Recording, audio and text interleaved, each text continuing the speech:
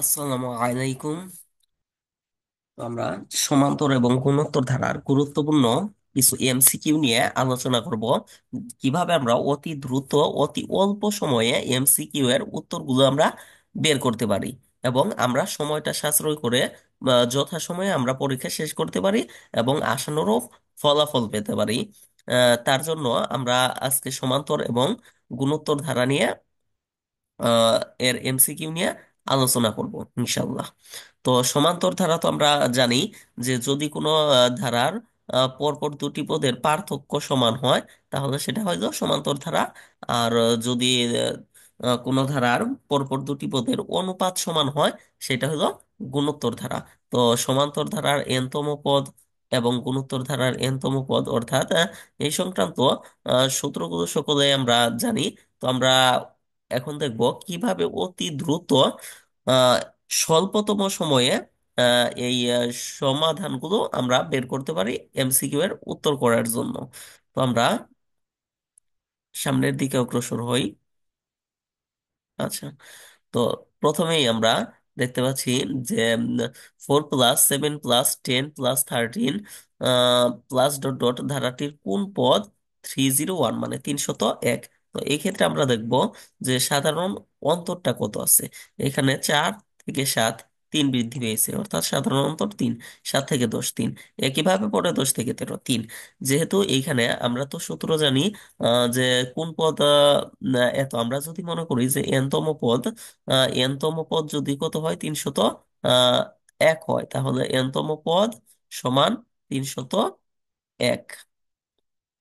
তো এইটা আমরা বলতে পারবো যে এনতম পদ 301। কিন্তু এক্ষেত্রে আমরা এইভাবে যদি আমরা একটু করতে যাই তো আমরা একটু সময় বেশি লাগতে পারে। তো এই ক্ষেত্রে আমরা এনতম পদ বা a+n-1 ডি, যেহেতু আমাদের এটা হলো আমাদের ফর্মুলা ইন্টু ডি। তো এইভাবে আমরা করতে পারি। কিন্তু এটা বেশ একটু সময় সাপেক্ষ হতে পারে। তো যার কারণে এখানে শতকরার পদ্ধতিটা হচ্ছে, যেহেতু আমাদের সাধারণ অন্তর বা পার্থক্য হইল 3 আর আমাদের সাধারণ একটা পদ দিব এন, তম পদ অর্থাৎ পদের সংখ্যা এন, প্লাস বা মাইনাস কোন একটা সংখ্যা এখানে আমরা দিয়ে দিব। যেমন এই ক্ষেত্রে আমাদের প্রথম সংখ্যাটা আছে 4, যদি আমরা 3 দেই, 3 এর সাথে যদি আমরা মনে করি 3 ইন্টু এন এর মান 1, তো 3 একে 3।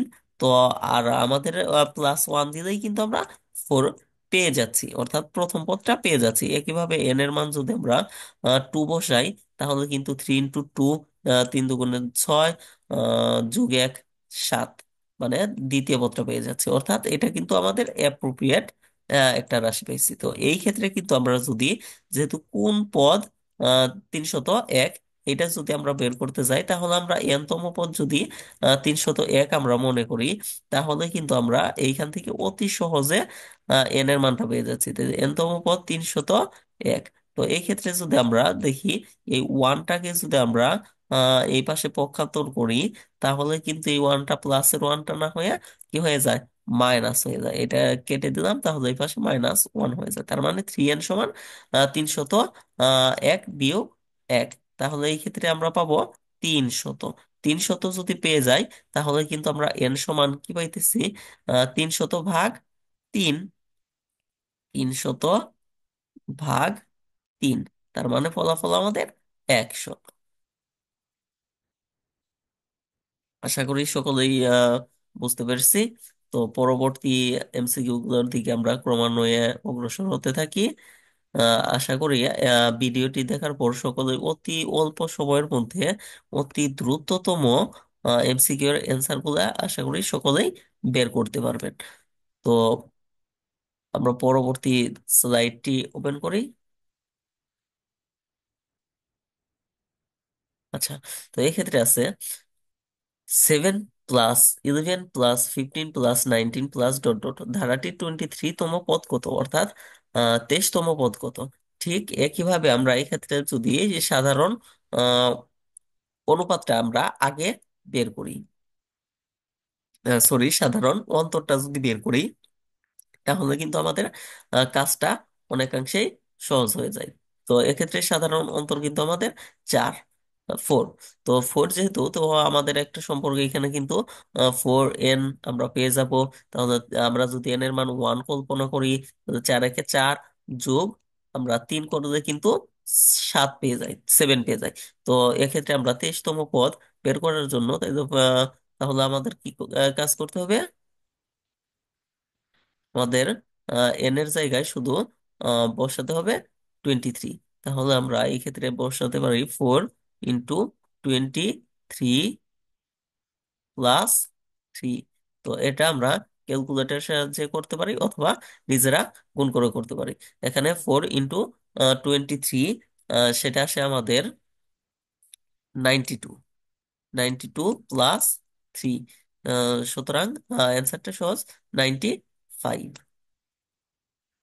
তো একইভাবে আমরা আশা করি সবগুলোই করতে পারবো। তো নেক্সট প্রশ্নটার দিকে যদি আবার আমরা অগ্রসর হই, তো সেক্ষেত্রে বল আছে 7 + 11 + 15 + 19 ডট ডট ধারাটির প্রথম 30টি পদের সমষ্টি কত? যেহেতু এখানেও আমাদের সাধারণ অন্তর কত আছে? সাধারণ অন্তর আছে আমাদের 4। তো আমাদের 30তম পদ যদি আমরা আগে বের করি, তাহলে কিভাবে বের করব? 4 × 23, সরি, 4 × 13, 4 × 30। এক্ষেত্রে আমাদের 7 এর জন্য আমরা যদি এই 30কে 1 হিসাবে কল্পনা করতাম, কেন? এই যে প্রথম পদ থেকে আমরা আগে ফর্মুলাটা বের করতাম, তো সেক্ষেত্রে আমরা 4 × n + 3 পেতাম। তো এই ক্ষেত্রে আমরা এই ক্ষেত্রে 1 যদি কল্পনা করতাম, 1, তাহলে 4 × 4 +3 আমাদের করা লাগতো।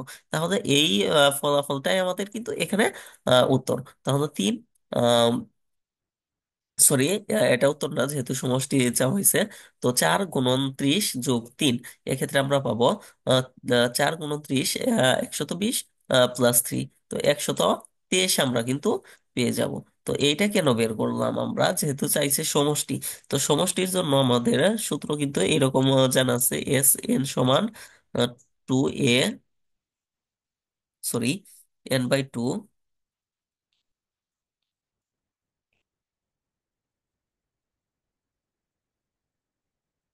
n/2, 2a plus n-1 × d। তো এক্ষেত্রে আমরা এই অংশটাকে যদি এরকম লিখতে পারি, a + a, তাহলে তো 2a। তো a + a plus n-1 into D. তো এক্ষেত্রে কিন্তু আমরা স্পষ্ট একটা জিনিস দেখতে পাচ্ছি, তা হলো এটুকু কিন্তু আমাদের এনতম পদের সূত্র। তো এক্ষেত্রে আমাদের পদের সংখ্যা যেহেতু 30, আর 30টি পদের আহ 30তম পদ আমাদের 123। সুতরাং এক্ষেত্রে কিন্তু আমরা কাজটা শর্ট করার জন্য এরকম পাচ্ছি যে 30/2। এক্ষেত্রে আমাদের এ হলো 7 প্লাস এনতম পদ, অর্থাৎ 30তম পদ হলো 123। অর্থাৎ এটাকে কিন্তু আমরা এরকম একটা সূত্র আমরা পড়েছিলাম, যে n/2 সমষ্টি Sn সমানই n/2 a + p। এখানে পি বলতে বোঝাচ্ছে শেষ পদ, আর এখানে আমাদের শেষ পদ বলতে এনতম পদ। অর্থাৎ এখানে যেহেতু আমাদের 30টি পদের সমষ্টি নির্ণয় করতে বলা হয়েছে, আর 30তম পদে আমাদের শেষ পদ, তাহলে আমরা এই ক্ষেত্রে কিন্তু এই কথাটা বলতে পারি যে আমরা এই যে এই সূত্র অনুসারে এখানে 7 + 20, 123 আমরা লিখেছি। তাহলে 7 + 123। এই ক্ষেত্রে ফলাফলটা আমরা কিভাবে পাবো? এক্ষেত্রে আমাদের 30/2, আর এখানে আমরা পাবো 130। তো আমরা 130কে যদি 2 দ্বারা ভাগ করি, সেটা আমাদের হয় 65 বা 65। তো 65 × 30, এটাই আমাদের চূড়ান্ত ফলাফল, যা হচ্ছে 1950। আশা করি সকলেই বুঝতে পেরেছি। আমরা আবার এটা পরিষ্কার করে নেক্সট স্লাইডের দিকে অগ্রসর হই।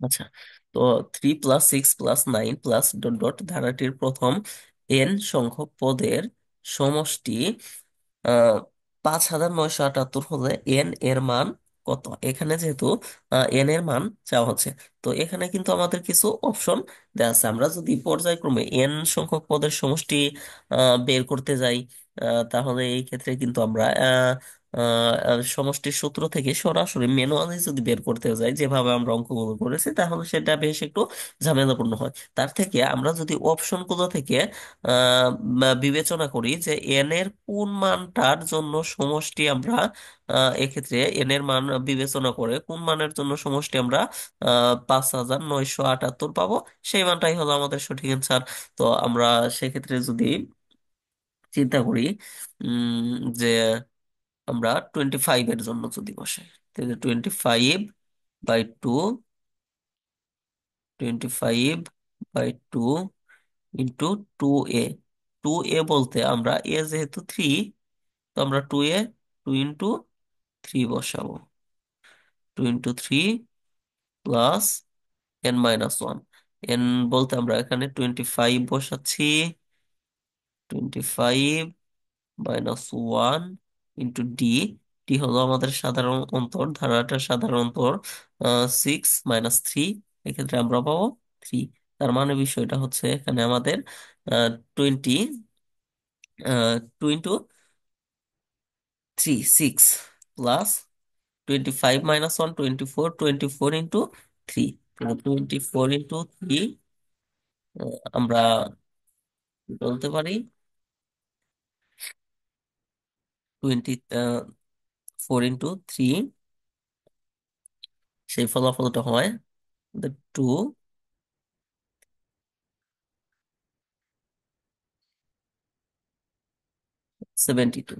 72 + 6, অর্থাৎ এক্ষেত্রে আমরা বলতে পারি 25/2 ইন্টু, এক্ষেত্রে আমরা পাই 78। 78। তো একে 2 দ্বারা ভাগ করার পর, গুণ করার পর আমরা ক্যালকুলেটরের সাহায্যে মানটা বের করতে পারি। কিন্তু এইভাবে আমরা মানটা বের করলে সেটা আমাদের 5978 হয় না। কাজে এটা আমাদের অ্যান্সার কি হতে পারবে না। যদি আমরা এক্ষেত্রে 51 দ্বারা কল্পনা করি, তো সেক্ষেত্রে আমরা কি পাবো? 51 বিবেচনা করলে আমরা তখন পাবো 51/2 ইন্টু, এক্ষেত্রে আমাদের 6 মানটা ফিক্সড থাকবে, 3 × 2 = 6, প্লাস আমরা পাবো হইলো 51 - 1, তার মানে 50 × 3। 50 × 3, সেক্ষেত্রে আমরা পাবো 150। তো 150 যোগ 6, 156 ভাগ 2 × 51। তাহলে এইখানে আমরা যে ফলাফলটা পাই, সেটা হলো আমাদের ক্যালকুলেটরের সাহায্যে আমরা বের করে নেই 5978। সুতরাং এটা আমাদের কি চূড়ান্ত ফলাফল। চূড়ান্ত ফলাফল। তো আবার আমরা পরবর্তী স্লাইডের দিকে অগ্রসর হই।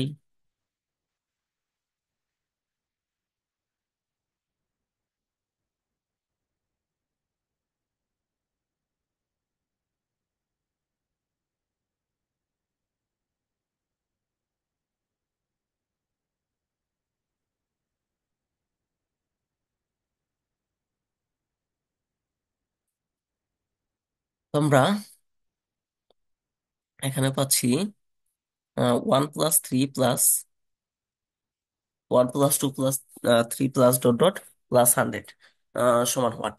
তো এক্ষেত্রে আমরা তো জানি এন সংখ্যক স্বাভাবিক সংখ্যার সমষ্টি সেটা হলো n into n plus 1 by divided by 2। তো এই ক্ষেত্রে এন এর মান আমরা যদি 100 বসিয়ে দেই, অর্থাৎ 100, আর n+1 তাহলে 101, তাহলে আমাদের 100 গুণন 101, 101/2। ক্যালকুলেটরের সাহায্যে আমরা মানটা পেয়ে যাব 10,000, সরি 1,050। তাহলে এটাই আমাদের অ্যান্সার। পরবর্তীতে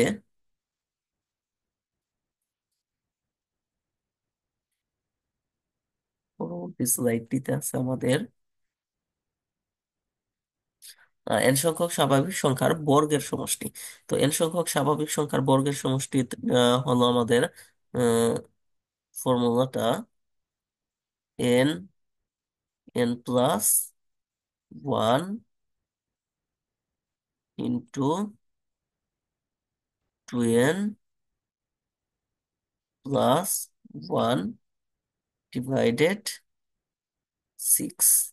তো এক্ষেত্রে আমরা মানগুলো যদি বসাই দেই, যেহেতু আমাদের এক্ষেত্রে n 10, তো সেক্ষেত্রে আমরা 10 × 10 + 1 ইন্টু 2 × 10 20, and +1, তাই 21/ডিভাইডেড বাই 6। এই ফলাফলটা যদি আমরা ক্যালকুলেটরের সাহায্যে বের করি তাহলে আমরা অ্যান্সারটা পেয়ে যাই। আর সেই অ্যান্সারটা হচ্ছে আমাদের 385। 385, আর আগের একটা সরি বুঝতে দিচ্ছি। তো 385 আমাদের অ্যান্সার। আশা করি সকলেই বুঝতে পেরেছি। তো আমরা আবার পরবর্তী স্লাইডের দিকে অগ্রসর হই।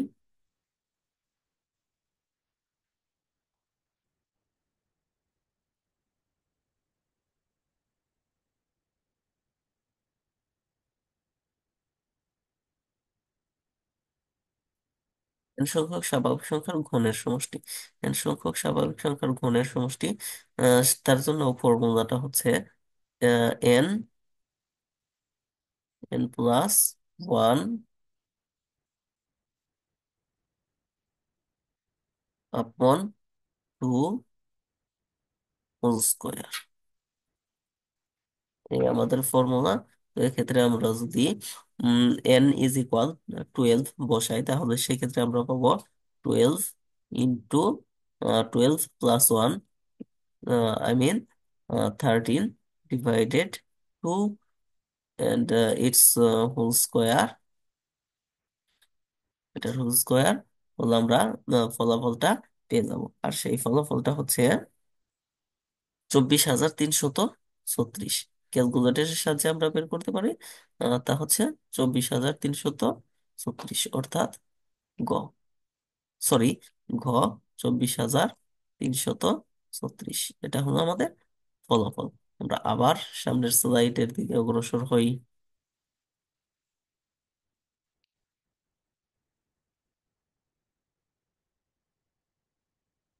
আচ্ছা, এবার আমরা চলে আসলাম গুণোত্তর ধারাতে। আমরা জানি যে ধারার পরপর দুইটি পদের অনুপাত সমান থাকে, সেটা হলো সাধারণ অনুপাত, এবং সেই ধারাটাকে বলা হয় গুণোত্তর ধারা। আর এই অনুপাতটা হলো সাধারণ অনুপাত। তো সাধারণ অনুপাতকে আমরা প্রকাশ করি সাধারণত আর দ্বারা। আর সমান এখানে আমাদের এই ধারার জন্য 32/64। সবসময় আমরা পরপদকে, যে কোনো পদকে পরপদকে তার পূর্ববর্তী পদ দ্বারা ভাগ করলে সাধারণ অনুপাতটা পেয়ে যাই। তো এক্ষেত্রে আমরা সাধারণ অনুপাত পেলাম হাফ, 1/2, 1/2। তাহলে ধারাটির কোন পদ হাফ? তো আমরা কোন পদ হাফ তা যদি বের করতে যাই, আমরা মনে করে এক্ষেত্রে এনতম পদ, ধারার এনতম পদ হাফ, সেটা যদি আমরা মনে করি, তো এনতম পদের সূত্র হলো a r power n minus one is equal, তো এটাকে যদি আমরা হাফ বলি, আমরা এখানে অতি অল্প সময়ের মধ্যে আহ এ এবং আর এর মানটা যদি বসাই, এ হলো আমাদের 64, ইন্টু আর আমাদের half, power n minus one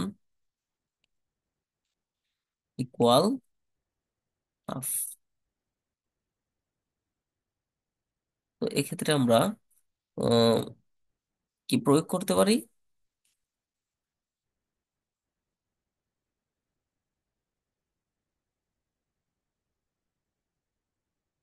এক্ষেত্রে আমরা বলতে পারি বা হাফ ওয়ান আপন টু পাওয়ার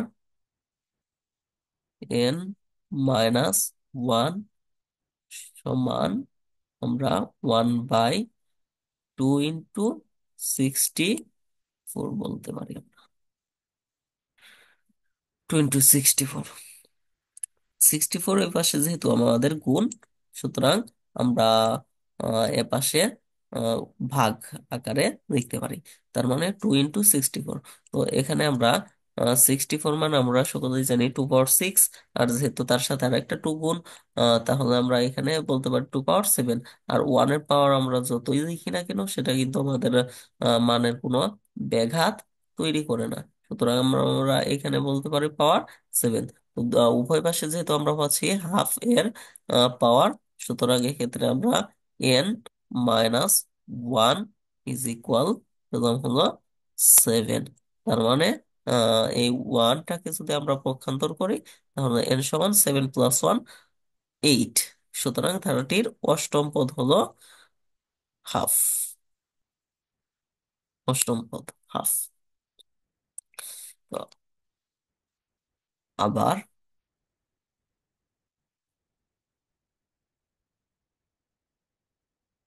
পরবর্তী প্রশ্নটা আমরা দেখি।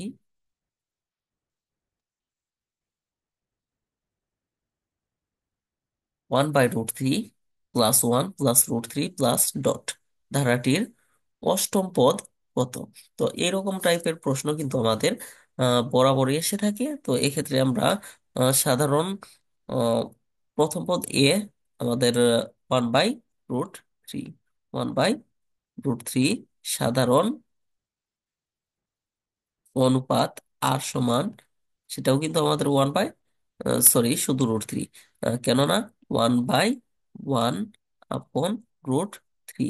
তো এটাকে যদি আমরা গাণিতিক ক্যালকুলেশন করি, তো সেখানে আমরা কিন্তু √3 পেয়ে থাকি।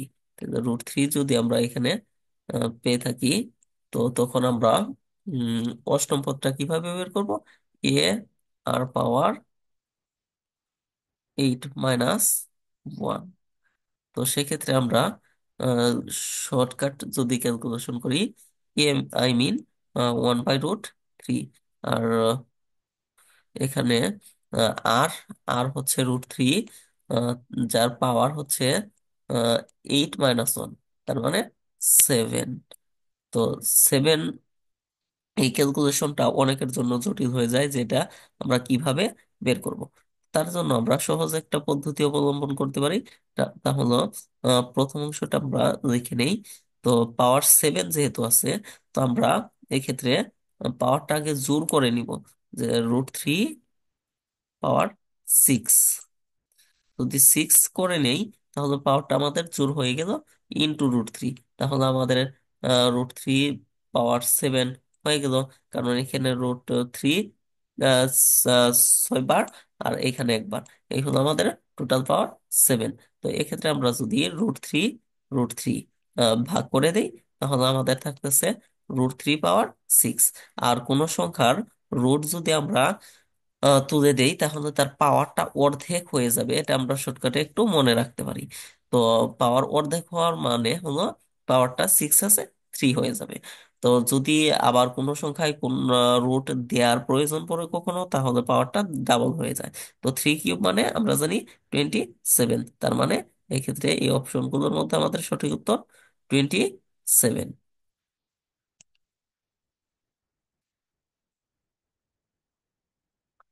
আমরা পরবর্তী প্রশ্নটাতে দেখি 8+4+2 ডট ডট ধারাটির প্রথম 8টি পদের সমষ্টি কত। তো এই ক্ষেত্রে আমরা প্রথম 8টি পদের সমষ্টি বের করার জন্য, গুণোত্তর ধারার সমষ্টি বের করার জন্য আমরা ফর্মুলা কি জানি, এস এন সমান, আমরা দুটো ফর্মুলা কিন্তু জানি। দুটো ফর্মুলা কি কি? এ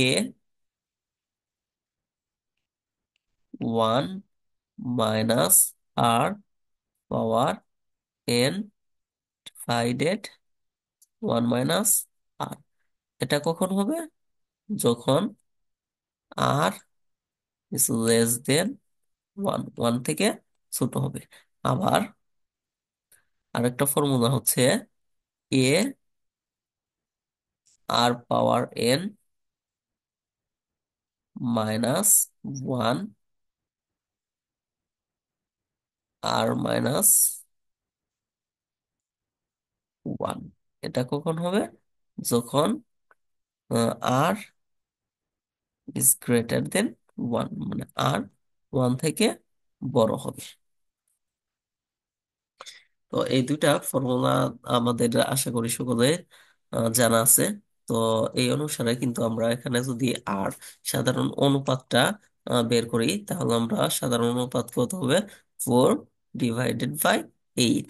তার মানে এক্ষেত্রে আর সমান পাবো আমরা হাফ।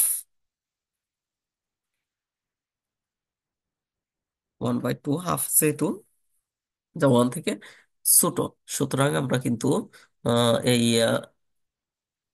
ক্যালকুলেশনটা বের করতে পারি এই যে আমরা আমাদের লেখা প্রথম ফর্মুলা অনুসারে।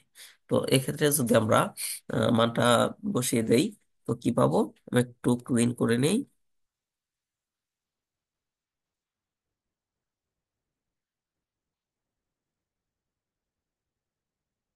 আচ্ছা, তো সেই ক্ষেত্রে আমরা পাবো, এ হলো আমাদের 8 1 মাইনাস আর হলো আমাদের 1/2, এন্ড তার পাওয়ার হচ্ছে 8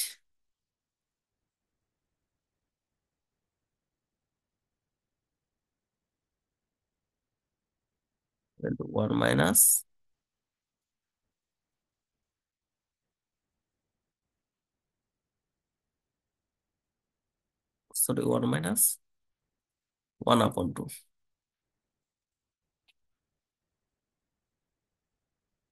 কিন্তু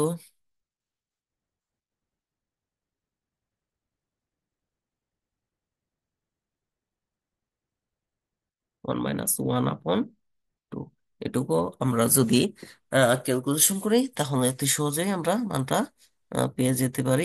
আর তা হচ্ছে আমাদের 255/256।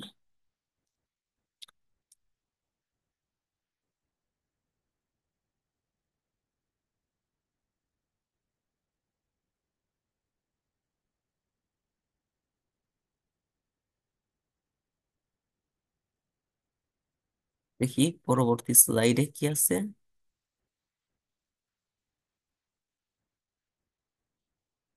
আচ্ছা, তো এই টাইপের প্রশ্ন কিন্তু মাঝে মাঝেই বিভিন্ন বোর্ডে পরীক্ষার প্রশ্ন এসে থাকে। তাহলে 1 - 1 + 1 - 1 + 1 ডট ডট ধারাটির 2n+1 বা 2n - 1 সংখ্যক পদের সমষ্টি কত। এক্ষেত্রে আমরা স্পষ্ট বুঝতে পারছি 2n+1 বা 2n - 1 স্পষ্ট হলো বিজোড় সংখ্যা। কেননা সেটা যদি আমরা সংক্ষেপে চিন্তা করি, 2 × জোড় অথবা বিজোড় যে কোনো মানই বসাই, আমি এখানে যদি জোড় একটা মান বসালাম 4+1, তাহলে এক্ষেত্রে আমরা পাবো 4 × 2 = 8 + 1, অর্থাৎ ফলাফল 9। ঠিক একইভাবে এখানে যদি আমরা যোগ না করে বিয়োগ করতাম, তাহলে এখানে কিন্তু আমরা কি পেতাম? ফলাফলটা 9 না পেয়ে 7, অর্থাৎ 7 পেতাম।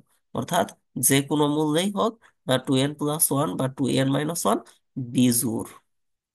তো আমরা এখানে সহজভাবে লক্ষ্য করি যে যদি এই ধারাটার জোড় সংখ্যক পদ যোগ করা হয়, জোড় সংখ্যক পদ যোগ করা হয় দুইটি, তাহলে 1 - 1, ফলাফলটা হবে 0। যদি তিনটি পদ যোগ করা হয়, তিনটি পদ যোগ করা হয়, তাহলে 1 - 1 থাকতো আমাদের +1। তার মানে বিজোড় সংখ্যক পদ যোগ করলে আমাদের ফলাফলটা 1, জোড় সংখ্যক পদ যোগ করলে 0। যেহেতু এখানে পদের সংখ্যা বিজোড়ের কথা বলা আছে, সুতরাং আমরা যোগফলটা পাবো +1।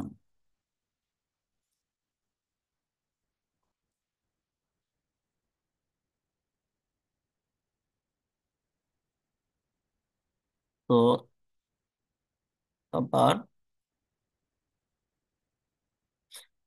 এখানে যদি ঠিক একইভাবে ওয়ান না থেকে যদি যে কোনো টাইপের একটা সংখ্যা থাকে, যা আমরা এ দ্বারা প্রকাশ করবো, এক্ষেত্রে 1, 3, 5, 7, অর্থাৎ যে কোনো রকমের একটা সংখ্যা এখানে থাকতে পারে। তো সেক্ষেত্রে আমরা আহ, এই ফর্মুলাটাই ব্যবহার করব। তো যেহেতু বিজোড়, বিজোড়ের জন্য আমরা কি পাবো, জোড় সংখ্যক যোগ করলে 0, আর বিজোড় যোগ করলে যে সংখ্যাটা থাকবে ওই সংখ্যা, অর্থাৎ এ।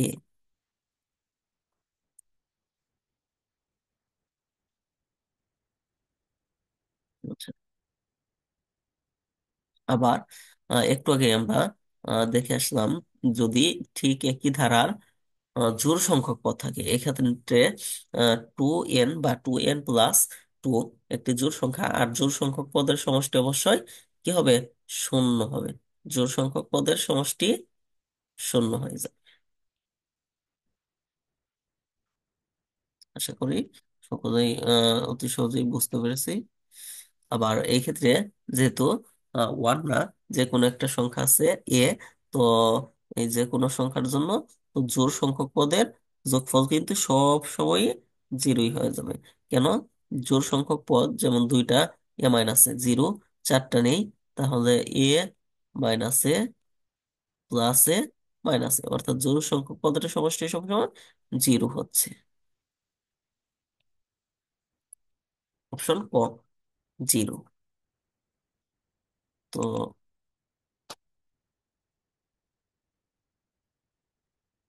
তারপর আমাদের পরিশেষে আরেকটা বিষয় আছে, সেটা হলো 3+1 + 1 1/3 বা 1/3 ধারাটির অসীম পদ পর্যন্ত সমষ্টি নির্ণয় করো। তো অসীম পদ নিয়ে একটু কথা বলতে হয়। তাহলে এটা সাধারণত উচ্চতর গণিতের বিষয়। আর অসীম পদের সমষ্টি বের করার ক্ষেত্রে এক্ষেত্রে আমরা আর স্পষ্ট পাচ্ছি 1/3। আর তো 1/3 অবশ্যই 1 থেকে ছোট। এক্ষেত্রে আমাদের অবশ্যই মনে রাখতে হবে অসীম সমষ্টি বের করতে গেলে আর মডুলাস ইজ লেস দেন 1, 1 থেকে ছোট হতে হবে। এক্ষেত্রে যেহেতু আর 1 থেকে ছোট 1/3, সুতরাং এর কিন্তু একটা অসীম তক সমষ্টি আছে। আর যদি তা না হয়, 1 থেকে ছোট না হয়, যেমন হতে পারে 1 এর সমান, হতে পারে 1 এর বড়, তো সে সকল ক্ষেত্রেই আমরা অসীমতক সমষ্টি নাই বলে দিলেই চলবে। কিন্তু এক্ষেত্রে যেহেতু আমরা পেলাম আর সমান 1/3, সুতরাং এক্ষেত্রে কিন্তু অসীমতক সমষ্টি আছে। আর অসীমতক সমষ্টি যদি থাকে, তাকে আমরা প্রকাশ করি এস ইনফিনিটিভ দ্বারা। আর এস ইনফিনিটিভ সমান, সেই সূত্রটা আমাদের অতি সহজ সূত্র। সেক্ষেত্রে আমরা কোনো জটিলতায় পড়তে হয় না, একদম সিম্পল একটা সূত্র। আর সূত্রটা হচ্ছে a/1 - r। তো এক্ষেত্রে আমরা এ সমান আমাদের আছে 3, আর 1 - r, 1 - r মানে 1 - 1/3। তো এটা যদি আমরা একটু ক্যালকুলেশন করি, তাহলে আমরা আম, আমাদের কাঙ্ক্ষিত অ্যান্সারটা পেয়ে যাব। তো 3 কে যদি আমরা একটু লিখে রাখি, আর এটা যেহেতু আমাদের ভগ্নাংশ, তো ভগ্নাংশের জন্য যে কাজটা করতে হয়, সেই কাজটা আমরা এখানে করব। তো ভগ্নাংশের লসাগু 3, 3 আমরা নিচে লিখতাম, কিন্তু যেহেতু উল্টে দিতে হবে, আমরা ভাগটাকে গুণ দিয়ে দিচ্ছি, তাহলে উপরে যাবে। আর নিচে আসলো কত, উপরে যা হওয়ার কথা ছিল, অর্থাৎ 3 × 3 - 1। তাহলে আমরা 3 × 3 = 9, উপরে গুণ করার পর 3 × 3 = 9, আর নিচে 3 - 1 2। তার মানে আমাদের অ্যান্সার গ, 9/2। 9/2। তো আশা করি এই কৌশলে আমরা অতি দ্রুত এমসিকিউ এর অ্যান্সার গুলা বের করতে পারবো এবং সময় সাশ্রয় করে আমরা পরীক্ষায় কাঙ্ক্ষিত ফলাফল অর্জন করতে পারবো। এমনটাই আশা রাখি। তো সকলে এইগুলা বেশি বেশি শর্টকাট ট্রিক্স গুলা প্র্যাকটিস করবেন। তাতে আপনার অঙ্ক করতে দক্ষতাটা বৃদ্ধি পাবে এবং সময়টা কম লাগবে। তো যাই হোক, পরিশেষে যদি আহ ভিডিওগুলো আপনাদের উপকারে আসে এবং ভিডিওগুলো ভালো লাগে, অবশ্যই সকলে চ্যানেলটি সাবস্ক্রাইব করে পাশে থাকবেন এবং কি লাইক কমেন্ট এবং শেয়ার করে বন্ধুদের মাঝে ছড়িয়ে দিন। তো ধন্যবাদ সবাইকে। আসসালামু আলাইকুম।